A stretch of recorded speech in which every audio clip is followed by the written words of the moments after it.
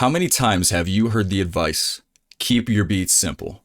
What I'm going to do is explain to you guys how you can make your beats sound simple while actually not keeping them basic.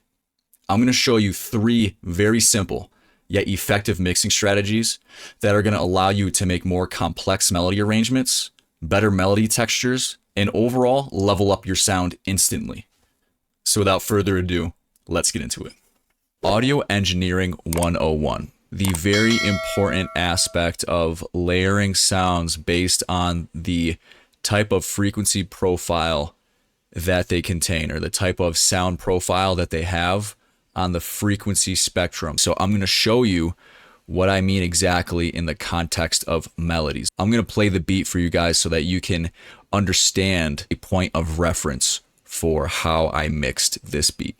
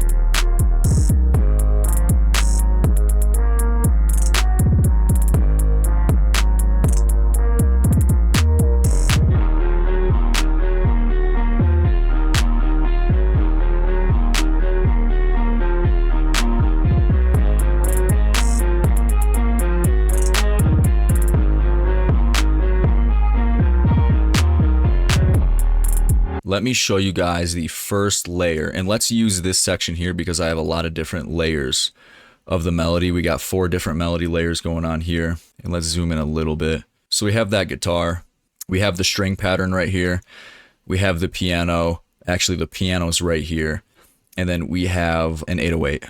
Yeah, it's a cello 808. So I'm able to layer 5 different sounds on top of each other without muddying up my mix. So I'm going to show you exactly how I did that. This right here is a preset, a guitar preset in Flex. It's part of the Essential Guitar section in Flex. I love that section. I use it quite frequently.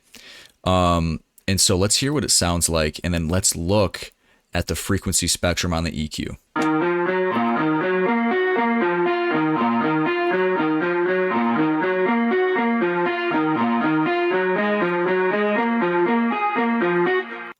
And then I'm just going to pause it right there so you guys could see. I'm going to play it again, but you can see where most of that energy operates, right? So most of it, and I'll go back in again, but most of it operates right here in between about 147 hertz and around 5,000. Okay, so let's play that again.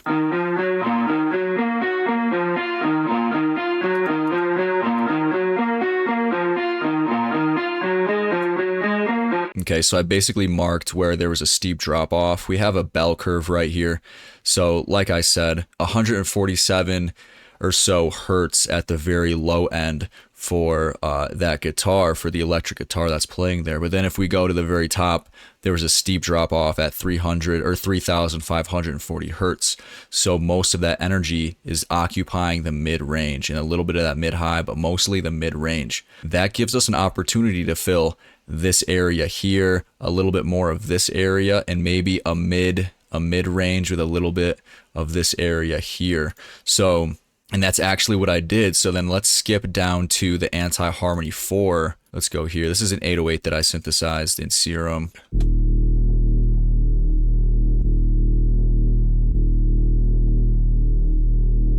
So as you guys could see, most of that harmonic energy was existing in between 423 hertz and 20 hertz. And yeah, there were some above it, but you can see that there's a steep drop off right here. most of the harmonic energy is in the low mids and the lows. It's not going to interfere with the mid range and the mid lows here because of that steep drop off. So we have all this room to layer different sounds in with the mid range, the mid highs, and the highs there. So now let's look at the violins, and you can probably already guess where the violins are going to show up. So let's take a look.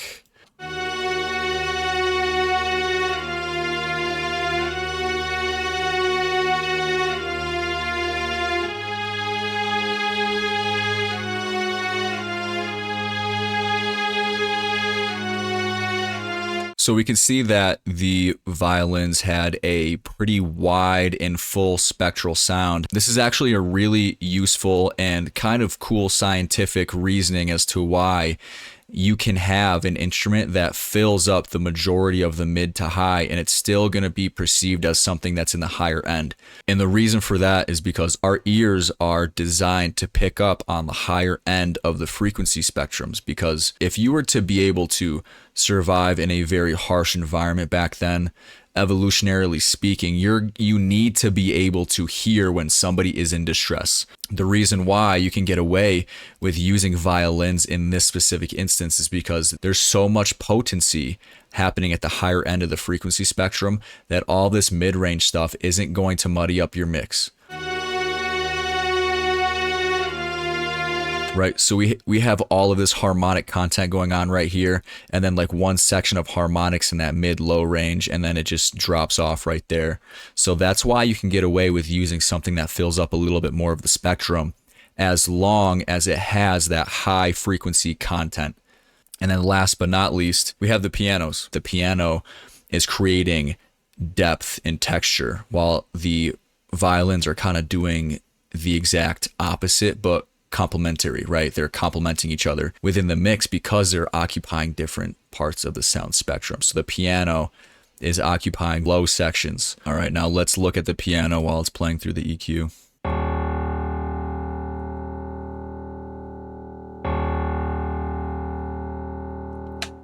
So you can see once the key strikes, there is high end because you have that initial attack velocity from the key. That's why we have a little bit of higher frequency content here.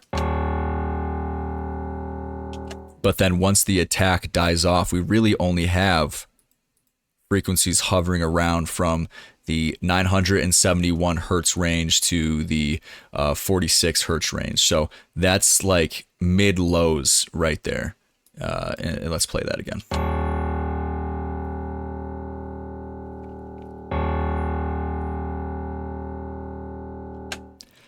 So we are occupying every single part of the frequency spectrum except for the extreme lows and the extreme highs. So let's listen to this melody right here.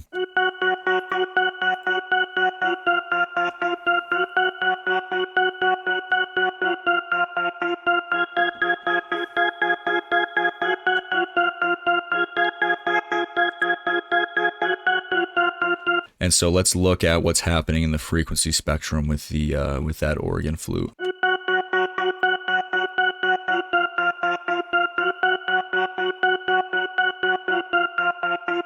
Mostly everything is happening in the mid-highs right there. And so because it is playing in a mid-high position, it just sounds best. It just sounds best as a standalone melody because remember, we played that guitar and that also has a lot of mid-range content, so I don't want to use those two melodies together, which is why I have one melody playing at a time every 8 bars. I think I thoroughly explained the frequency spectrum and how you want to be layering certain sounds on top of each other, or why you don't want to be layering certain sounds on top of each other. So mixing technique number 2 is going to be using side chaining within Neutron 4 to attenuate clashing or masking frequencies. So in the instance of this section of my beat, I had to use Neutron because the guitar was masking the bells too much. I'm going to play the mix here with Neutron on, and then I'm going to show you guys what it sounds like with Neutron off.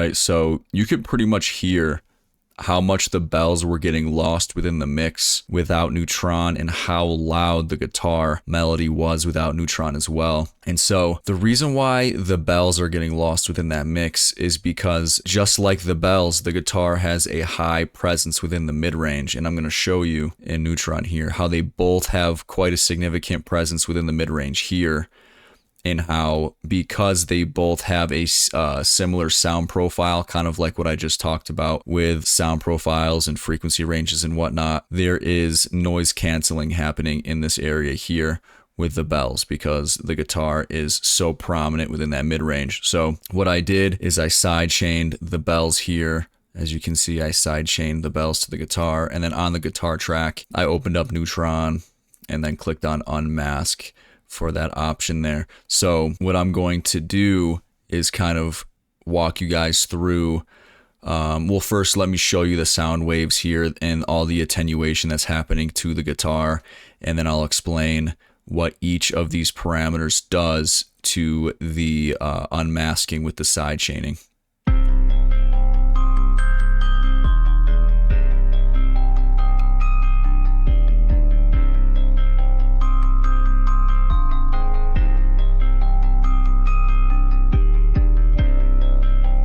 So those purple dynamics were the bells, and the white dynamic line there was the guitar. So we could see that with those orange lines there, showing you how much of those mid-range frequencies that are masking up the bells are being attenuated by Neutron.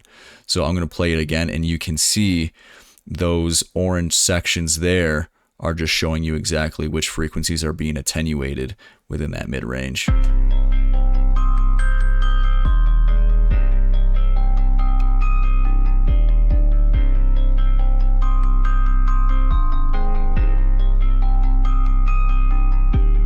So we could see that most of the unmasking, the attenuation of the guitar, was happening around the 300 to 600 range and the 2000 hertz range here. What I want to do is show you guys what happens when I adjust each parameter here, the sensitivity, the attack, the release, and the percentage of processing, just so that you guys can kind of get an idea of what you want to be looking for in terms of sound. This is going to change for different instruments, different tracks, etc., etc. However, these are the parameters that I thought sounded best for the reasons that I'm about to describe to you. So let's listen to that mix. I'm going to adjust percent processing first so that you guys can hear what's happening at this level.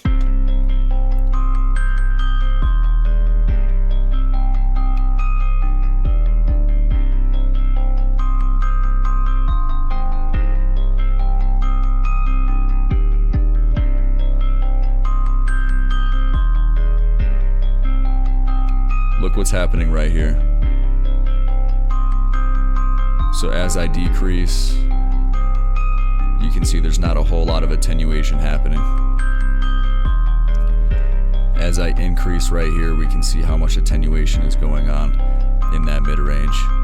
I don't want to attenuate it too much. I just want some light compression there. So I'm going to bring that back down to 39. And then let's see what's happening when I adjust the sensitivity there.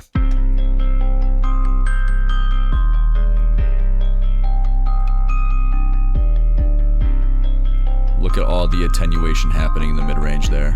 Once that sensitivity goes higher, we pull it back down to 39, which is where I had it at previously, and there's a much gentler response. Now, we're not going to see too much of what's happening with the attack on the visual here, but we can hear what happens when we adjust the attack and increase it.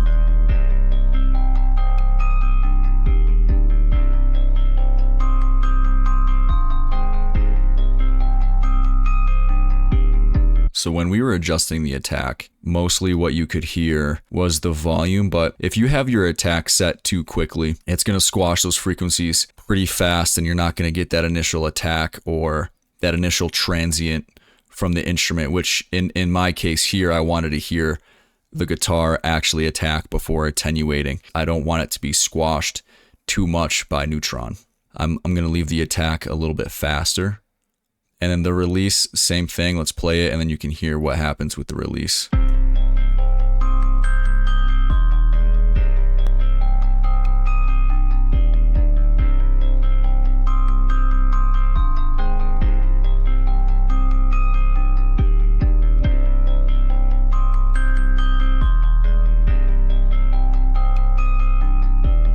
So these two settings here, the attack and the release, are a little bit more subtle. With the release at 170, once that attack releases, it's a little bit of a slower release. So once it attacks the initial transient of those clashing frequencies, then the volume is going to slowly get reintroduced. And so that's going to create a little bit more of a gradual signal instead of a really dynamic signal. So I wanted just to smooth things out. I wanted to take care of those clashing frequencies without creating a whole lot of dynamic range within my mix. And that's going to conclude mixing secret number 2. Secret number 3 is the principle of creating texture and fullness within your melodies by just making more layers within your single instrument tracks. So I'm gonna cook up a melody right off the cuff right in front of you guys. Let's start with expand. I like expand quite a bit. Let's create a melody. I usually start with chords.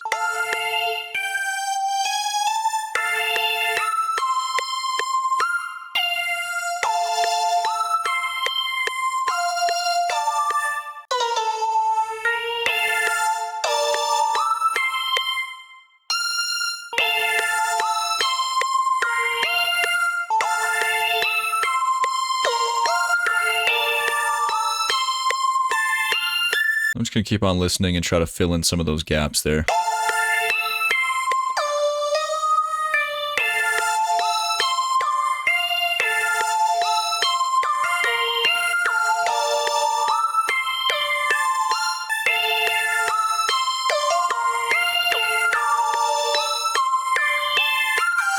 And then I might add some notes for the bass clef, which is just like the lower structure of notes for some sort of bass pattern.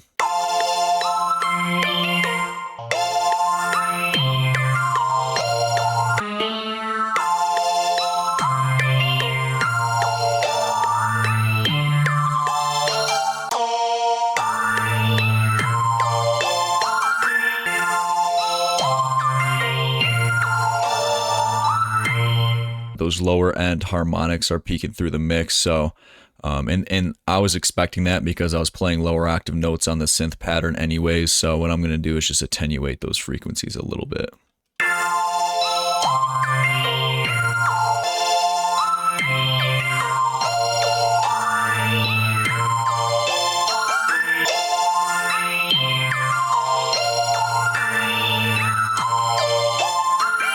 I pretty much do the same thing for every single melody that I make, unless I'm using a sample or something. I'll create a chord progression. Within those gaps, I'll create arpeggiating notes or broken chords, and then I add, sometimes I do this, sometimes I don't, but I'll add in some sort of bass progression within that melody layer. But as you can tell, because we're playing a bunch of different notes from the same synth, it's not very muddy, right? As opposed to if I was playing different synths together, I might get some clashing frequencies, but that's not happening because I'm using the same instrument within this channel. So that's pretty much going to wrap up mixing technique number 3 for your melody creation. All right, guys, that's going to do it for the video. Thanks for watching as always. If you learned something or if you were entertained, please like, share, subscribe, and hit that bell notification so that you guys know whenever I'm dropping these production gems. Have a good night. Don't forget to count your blessings. Thanks for watching. Peace.